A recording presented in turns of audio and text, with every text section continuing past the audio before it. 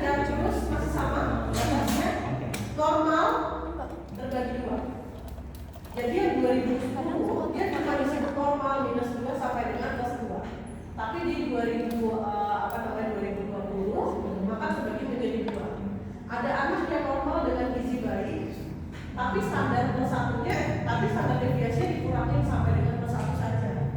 Kalau sudah di atas plus 1 sampai dengan plus 2, maka anaknya berisiko bergizi lebih atau disebut dengan possible risk of overweight.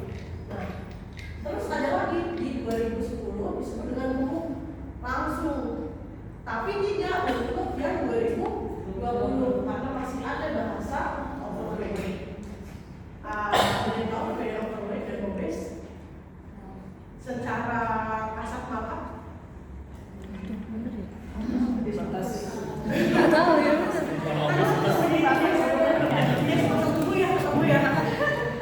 Karena ada dalam kondisi yang saat ini sangat mudah bahan makanan itu membentuk protein. Jadi kalau anaknya dalam kondisi overweight, bisa jadi sebenarnya pada saat dia kecil ini masa ototnya bagus. Jadi jangan khawatir kalau misalnya anak saya kayaknya masuk di overweight, belum tentu nanti ada kimia lagi ada lagi maksudnya ada pasangan nanti kita lihat mungkin dia akan dengan otot bagus. Jadi overweight atau dia Iya masalahnya kalau ini case untuk obesnya. ini case untuk anak sampai dengan remaja, terutama pada anak-anak. Kalau anak-anak punya poin di antara plus 2 sampai dengan plus 3, ibu jangan panik, jangan khawatir. Bisa jadi masalah otot anaknya itu gede pada saat remaja. Karena kondisi makanan kita pada saat ini seperti itu. Protein itu mudah ditemukan. Ya walaupun masih lebih mahal harganya daripada kamu. Ini kita bahas di subspesies dewasa. Karena nanti ada masa otot, pengukuran massa lemak, kemudian persentase lemak, visceral fat dan lain sebagainya. Kalau obes, maka otot yang besar ini kemungkinan dia diselimuti juga sama lemak. Kemungkinan ototnya kecil dan lemaknya besar. Itu ada obes. Jadi beda. Jadi kalau lihat anaknya kan ada yang berisi, dia kan ada yang berisi ya.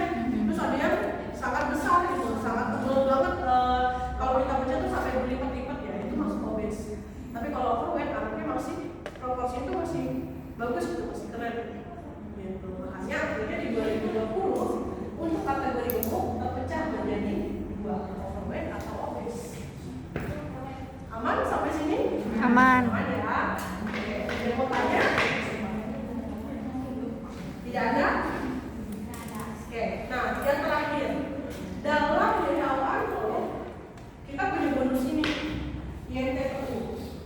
Ini juga dijelaskan di dalam PMK nomor 2 tahun 2020. Tapi INTPU ini sebenarnya hanya bonus karena dia sangat individualistis dan hitungannya atau interpretasinya dia mirip banget sama yang DPTMB.